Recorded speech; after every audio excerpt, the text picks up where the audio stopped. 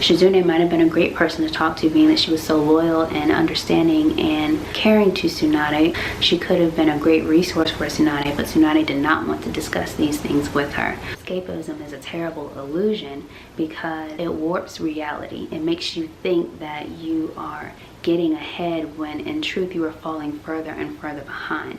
It's very difficult for something to be emptied out, for something to be lost, and to just leave that gaping hole right there. Hi everyone, welcome back to my channel. I'm Lauren, and over here we discuss like topics by analyzing characters from popular TV and film. So today we're talking about Tsunade Senju from the Naruto series, and our topic is self-medicating, addiction, and avoidance. So let's begin. Tsunade is my favorite female character in the show.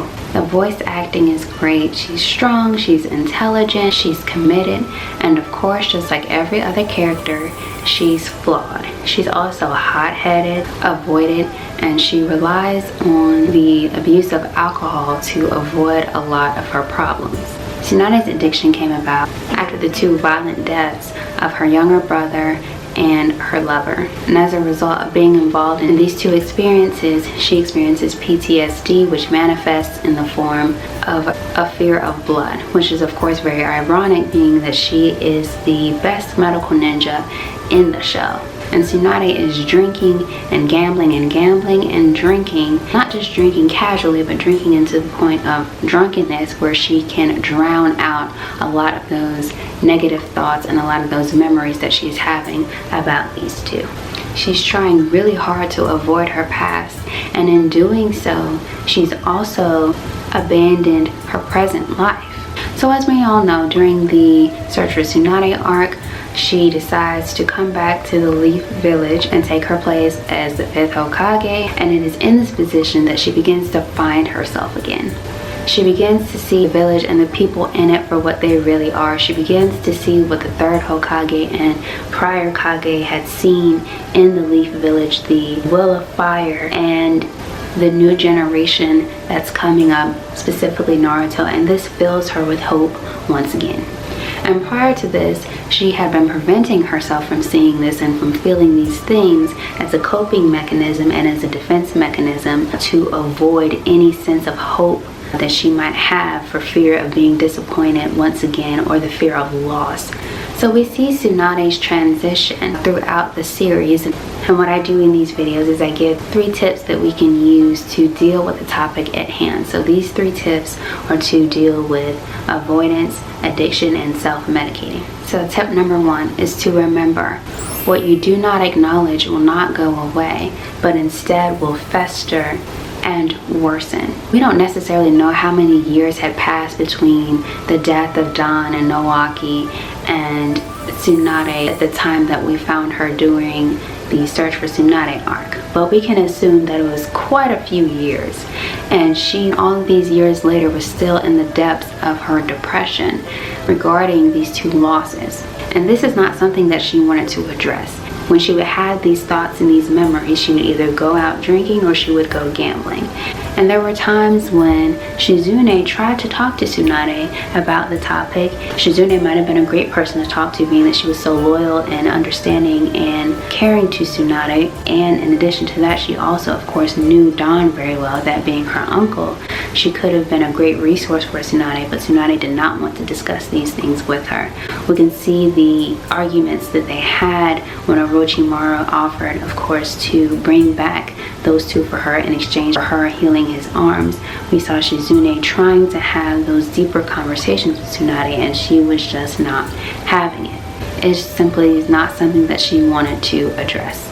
And in doing so, constantly burying these things, constantly trying to put them further and further down, didn't really do anything. They resurfaced constantly as they wanted to, as if she had never buried them.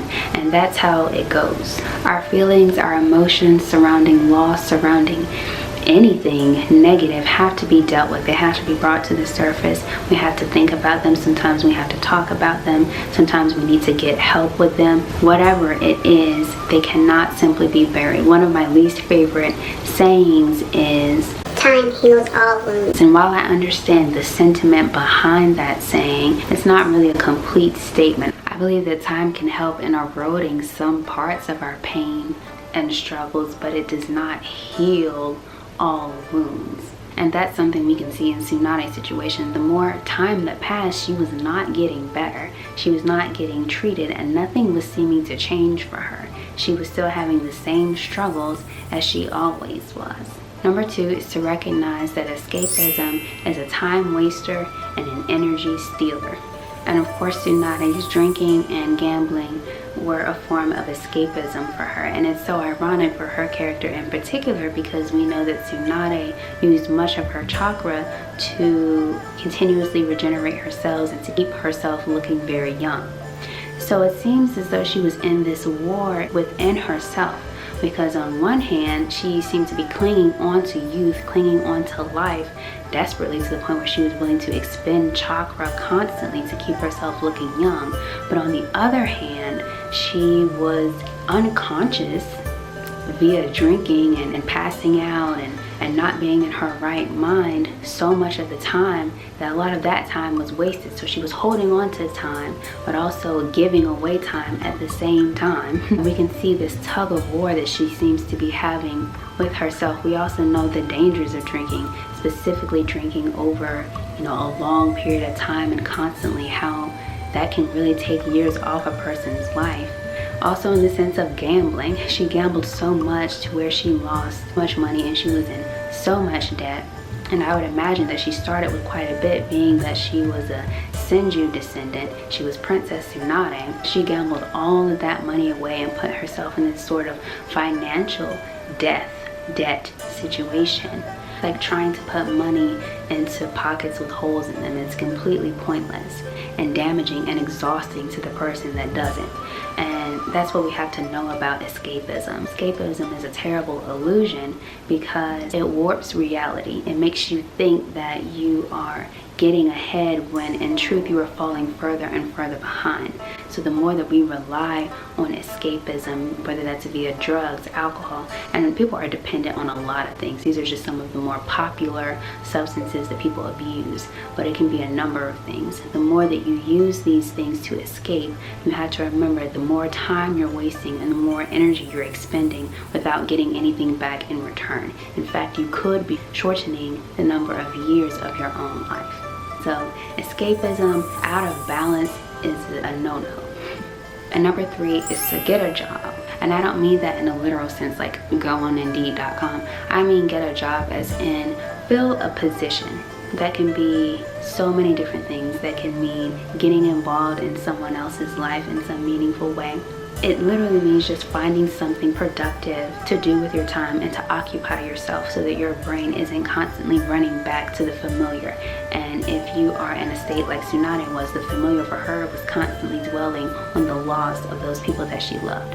So if something wasn't occupying her, then she immediately went back to those thoughts. You want to occupy your time and your thoughts and your heart so that they are not relying on the familiar of avoidance and addiction to those past things. As Kakashi puts it when he's talking to Sasuke before Sasuke decides to go off with the Sound Ninja 4, Kakashi tells him that he has been lucky enough to find new friends, new people to fill the voids left by the people that they lost.